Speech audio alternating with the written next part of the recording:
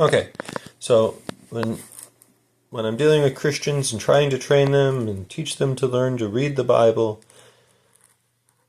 most people want study Bibles and they want all these things, and this is the book that I would recommend the most because it teaches people how to read biblical narrative.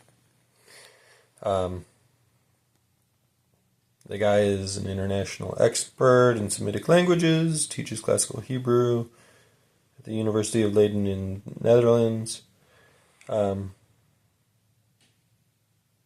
don't recommend this because or not because of agreeing with everything the guy says. It's that he teaches the correct way to read biblical narrative. If I was going to do a hermeneutics course with believers anywhere in the world, this would be my number one starting point. When we misunderstand the narrative, we always misunderstand the letters, and it's very common in Christianity to teach people, oh, the letters are easier to understand, so read those instead of the narrative. Well, our Bibles aren't laid out that way, and they're not treated that way historically.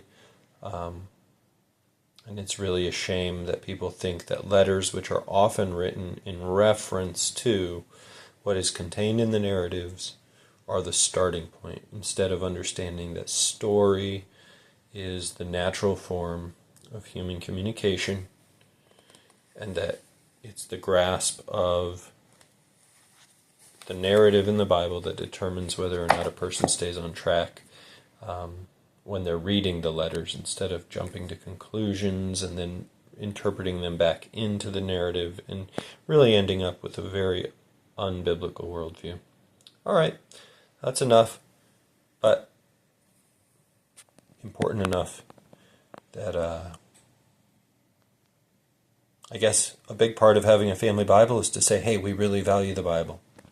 And if a person really wants to value the Bible, they're going to value the narrative and understanding it well.